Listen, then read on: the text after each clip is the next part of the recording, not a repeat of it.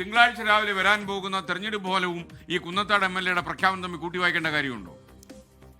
അത് ശ്രീനിജന്റെ ഒരു വ്യക്തിഗത മികവ് കൂടി കൊണ്ടാണ്. അതല്ല CPIM-ന്റെ പിന്തുണ കൊണ്ട് മാത്രമല്ല, തന്റെ ഒരു വ്യക്തിഗത മികവ് കൊണ്ടുകൂടി ആയിരിക്കും താൻ ജയിക്കുക. അങ്ങനെ ജയിക്കുകയാണെങ്കിൽ എന്ന് സ്ഥാപിക്കുന്നതിന് വേണ്ടി നേരത്തെ ഓടുന്ന പൊട്ടിക്ക് ഒരു മുഴം മുമ്പേ എറിയുക എന്നുള്ളത് കൊണ്ടുകൂടിയാണ്. അത് ശ്രീനിജന്റെ അതായിരിക്കാം. അതാ പറഞ്ഞത്, ശ്രീനിജന്റെ രാഷ്ട്രീയ വഴി തന്നെ. ശ്രീനിജൻ ഞാറക്കൽ നേരത്തെ കൊണ്ട് സ്ഥാനാർത്ഥിയായിട്ട് നിന്ന് പരാജയപ്പെടുകയും പിന്നീട് കുന്നത്ത് നാട്ടിലേക്ക് വരികയും കുന്നത്ത് നാട്ടിൽ അവിടെ സാബു ജേക്കബുമായിട്ടുള്ള വ്യക്തിപരമായിട്ടുള്ള വിരോധം, അങ്ങനെ അതെല്ലാം കൊണ്ട് ഏതായാലും അവിടെ വലിയ ബന്ധം ശ്രീനിജനുണ്ട്. ഈ MLA എന്നുള്ള നിലയിലൊക്കെ വലിയ ബന്ധം ഉണ്ടാക്കിയിട്ടുണ്ട്. അതൊരു പക്ഷേ ആ വ്യക്തിഗതമായിട്ടുള്ള ബന്ധം അദ്ദേഹത്തിന് ഗുണകരമാകും എന്ന കണക്കൂട്ടലാകും.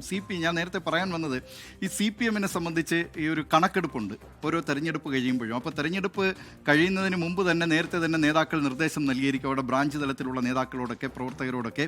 അതായത് CPM-ന് അല്ലെങ്കിൽ LDF-ന് ഉറപ്പായും കിട്ടുന്ന വോട്ടുകൾ മാത്രമേ നിങ്ങൾ അതിൽ രേഖപ്പെടുത്താവൂ. അതായത് ഇന്ന ആള് അത് LDF-നാണ് വോട്ട്, അത് എന്തെങ്കിലും ഒരു സംശയമുണ്ടെങ്കിൽ അതുപോലും രേഖപ്പെടുത്തേണ്ടതില്ല എന്നാണ്. അത് UDF-ന്റെ പക്ഷത്തേക്കോ അല്ലെങ്കിൽ മറുവശത്തെ സ്ഥാനാർത്ഥി ഏത് പാർട്ടിയാണോ രണ്ടാം സ്ഥാനത്ത് ഉള്ളത് ആ നിലയിലേക്ക് നിങ്ങൾ കൂട്ടിയാൽ മതി എന്ന് പറയും. പക്ഷേ അവസാനം അങ്ങനെ ആ നിലയിൽ വലിയ കണക്കെടുപ്പൊക്കെ നടത്തും.